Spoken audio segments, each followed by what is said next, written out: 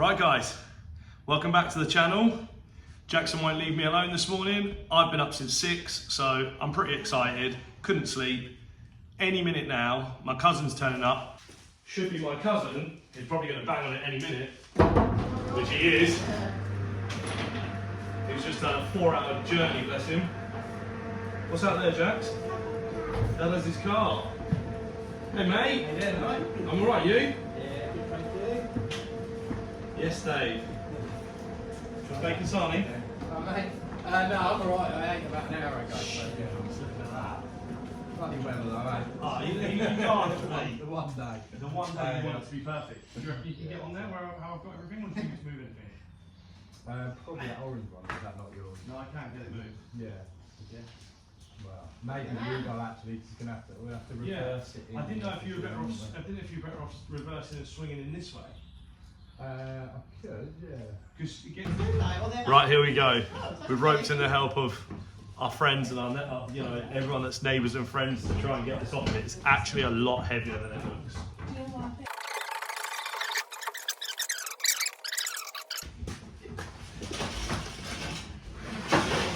Wow. Yeah. Thank you, Dan. Thank you. It was heavy, wasn't it? Yeah. It's starting to get really like, Yeah. and the camera's got to go down soon. I was thinking, I'm holding, but that's Make it heavy off.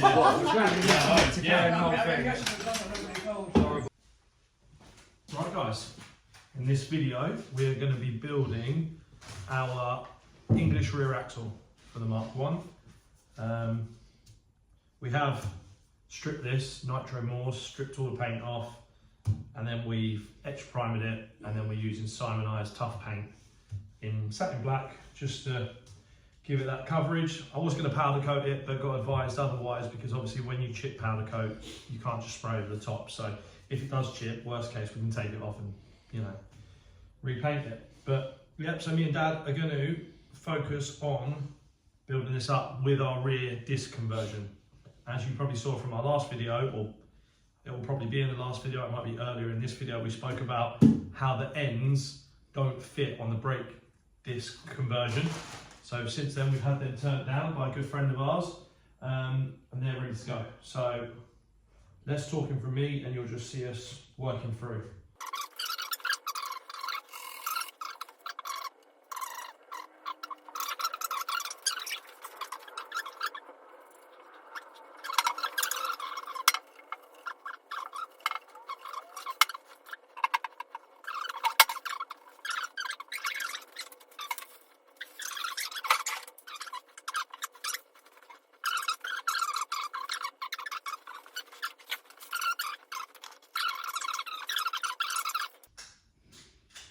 Dad's worried that everyone's going to get bored of seeing us build this, I think.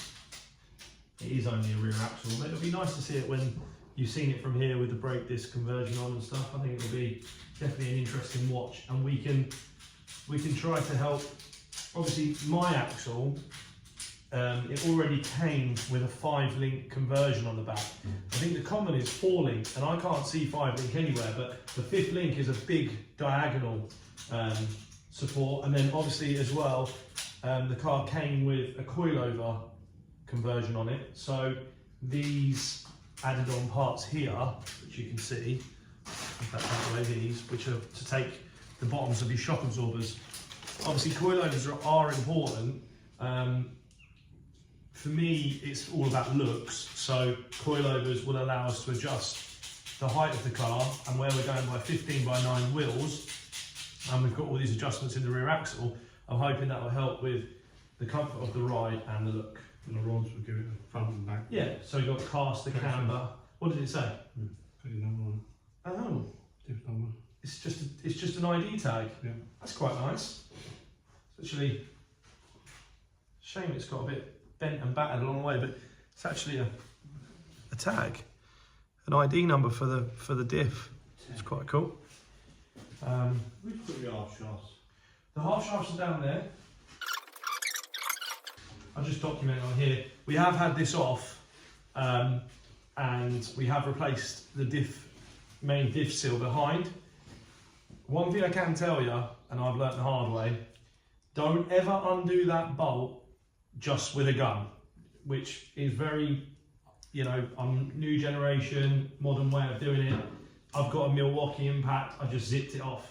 Simple as. You can do that, but then You can do it, but the problem is, the reason why you shouldn't do it, you need to know how tight that is. You really need to know at what point it gives and how tight that was to give and loosen, because you need to re-tighten it to that point. So yeah, I'm going to have that double checked and make sure that I've not over tightened it. bearings. Oh, that's nice. What a great job he's made of that. Yeah. You can see that that's been done. That's been done nice. Turned properly. It's done a good job of that. So we're going to put bearings on these and our longer studs for our 9x15 wheels. We might as well just carry on letting it run through a bit though.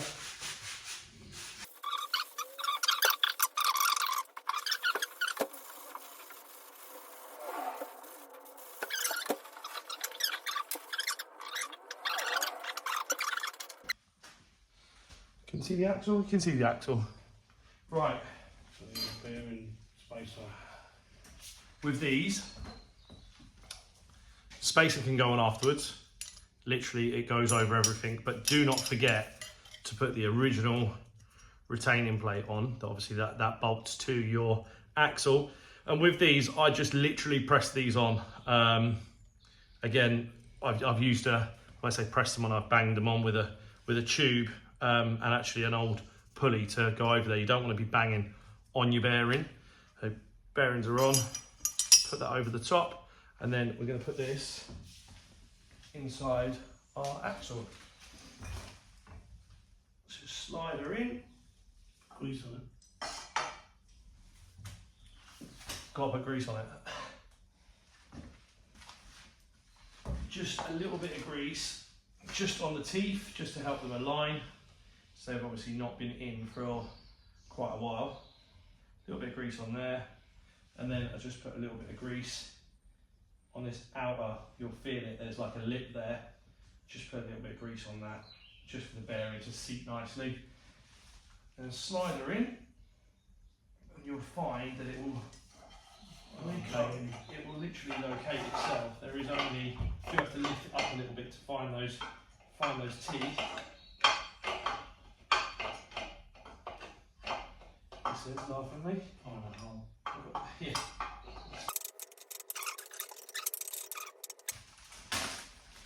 Thank you. Do you have a rubber mallet there, Dad? I'm actually using a rubber mallet, not even using copper. Doesn't need a lot. I obviously don't want to damage my extra long studs, but just a little tap. Just tap that bone. And bearing starts to seat in its little hole.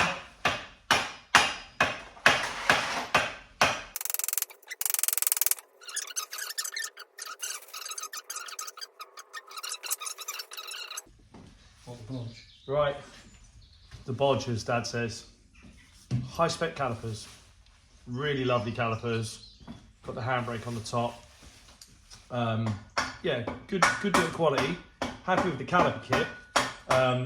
Obviously got our EVC discs going on. One issue that we have found is with these green stuff pads. They were supplied with this kit, so you know, the issue is that the pins don't go through the holes. So I've had to put a 4 in, then a 5.5 and then a 6mm and bore these holes out so that they slide. And as you can see, we're building the axle up and then we're going to go and get it welded with the bracket in place, and hopefully that'll be it. But yeah, I thought I'd just document what we're doing here. I will show you how the pads come. I just need a pin. I need to get a pin out to make sure, just testing it with the pin, to make sure that it slides through nicely. Put that safely down underneath. So yeah, if you see now that I've pulled it out, I can go through nicely.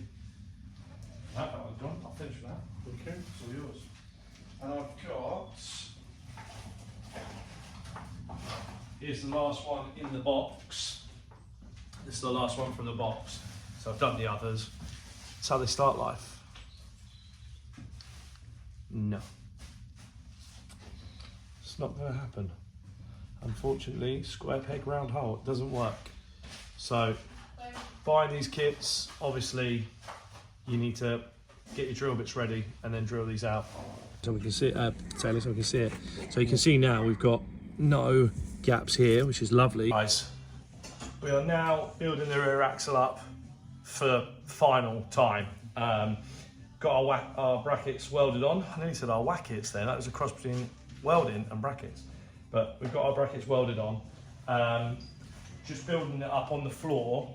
Then we're obviously gonna put it on a jack and take it under the car. It's gonna be really difficult to film that. We're probably not gonna, we'll just leave the camera rolling and, you know, afterwards I'll go up and show you a close-up of what we've done. All I've actually done before you guys have seen is put the half shafts back in, and I'm just using a little bit of Loctite on the bolts just to put them in because they're staying in there now. And we're building up these. These are the rear shock absorbers that we've gone for. They're Gaz again, adjustable coilovers. They have got a dampening adjuster on there as well. They look pretty good. They come well recommended, again, bought from Burton's. Yeah, they come recommended. I'm sure there are other makes that are just as good, and there's probably people out there that are driving rally cars with some crazy setups. Not sure what Jono's doing in the background. Smashing the joint to pieces by the sound of it. It's so worrying and nerve-wracking having this car behind us that is now immaculate. So I'm gonna go, I'll leave you there, and you know, we'll go around it in more detail later.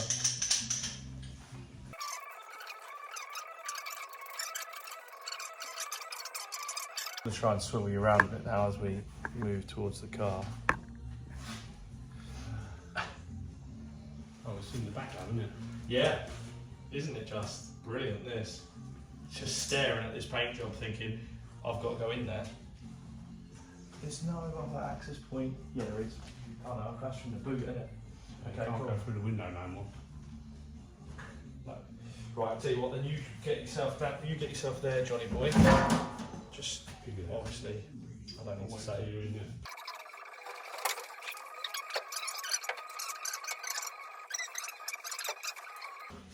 I can't get in there, it'd be even worse getting in there.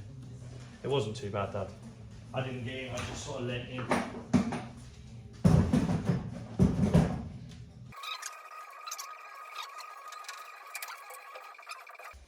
That's what they can really do because it's just one bar bolted inside or two. You remember? One minute. I can't remember it coming inside. Yeah, because it goes through those holes. Does it? Yeah. Oh, one either side there. Top and bottom, I think. You remember? I'll have a look, I've got the videos. I've got the videos of where they came out on, but then the thing is, he's had it apart, so how do I know he's got it in the right spot? Yeah. I don't. Well, maybe it don't matter, that's why you've got to adjust it anyway, I suppose. Yeah. Okay. So next step is basically getting this axle in place. Just got to put the arms in, so one thing is... Do you want to put the arms in, or should we put the axle in its position and then... All we can do is put it on the shocks, which is not enough. No, but I'm just saying if we get it lined up under there, and then get everything in place. We don't want the arms hanging, do we? So we have to try and lift them up and... Well, they should be okay because they go here, don't they? So they should be able to play with them. Okay, so this is our 5-link kit, which we've taken back to bare metal, cure rusted, and then obviously etch primered, and again we're using that Simonized tough paint. Now, obviously because I want everything brand new, I've got brand new rose joints, I've even got brand new retaining nuts, and then in this end, what I've gone for is I've gone for the Powerflex polyurethane type bush. Well, it probably is a polyurethane bush. It's just, you know, it's not gonna perish. It's gonna be a bit stiffer, which is gonna go with the kind of theme of the car. With the rose joints, it's stiffer anyway. So we're just gonna show you how easy, I'm saying that now, but it should be easy, these are to put in. So, what's your plan there, Jono? Grease on them. See, now I would have done this different to Dad. And it's interesting, it's good when you've got two mechanics, different ideas. So I would have personally, did the shaft come already in it? I'll put it in. You put the, see, so Dad put the shaft in like that. You just put it like that. See, now how I would have done it, we're different. I'd have put a rubber in each end and then pushed the shaft through the middle to flare them out. So that's my take. We'll see what happens, but either way, one of us is gonna find a rod easier to fit than the other. So let's see. So you smear that around there then, Dad. Mm-hmm. Don't be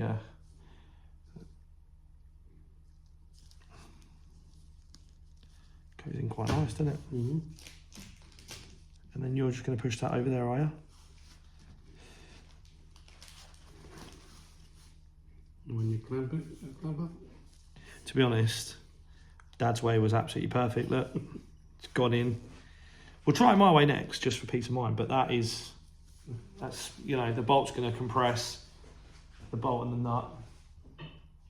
Look how delicate he's being. You can't see on the camera, but he's been really delicate because I painted all of them and I really don't want to damage them. Okay. We're trying it my way now that he's pulling it out. It's probably going to prove a point. I bet it doesn't go in. You put them in there, they won't come. Oh yeah, they come out. Cool. Right, let's try it this way. Try it this way. Mm. What's this pack of grease for? Yes, a spare one. Got a spare pack of grease?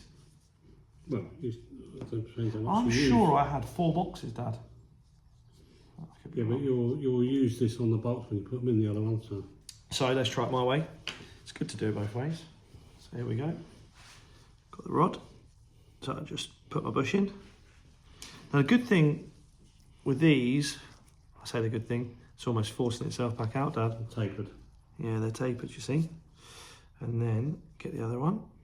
So I was, my way of thinking, put it in like that, put a rod through, and then push it all the way through. Dad's way was definitely better. Definitely better. In fact, that way is crap. So 1-0 Dad. That was definitely rubbish. I prefer the other way. Either that or I've had a dodgy. No, that works a lot better. Just put the rod in the other end of the bush and then compress. It will look a bit like that, you see. So they stick out a little bit, and then obviously when you clamp them in place, they'll pull themselves under pressure. Tight. Lovely. Brand new bushes. Right guys, we've got the wheels on. Obviously I'm jumping a little bit, but we have the axle underneath now. We couldn't film it on the day that we did it. It was all a bit hectic and we were working everything out, but we've got our cross torsion bar for the 5-link kit, I'd imagine that is called, but that is going to adjust your axle left to right where it sits in the arches, and then these ones are also going to adjust it forwards and backwards, and obviously together they're going to adjust that twist of how this axle sits in the arches as well. Just to show you how that's looking in here, they're all up in their holes with their new bushes in both sides. And there it is. So that is, if I can zoom out, you might get a better picture. There you go. So that's our English rear axle sitting on our Gaz coilovers, all bolted up. It's in place. We need to do some adjustments. We can see that it's not sitting where it needs to, but it looks nice and clean and fresh in there. Another day I'll take you through the handbrakes and how we've rigged those up. We did that so we could take it out and actually park it up outside on the forecourt. But yeah, I'm really happy. We're really happy with how this has come out.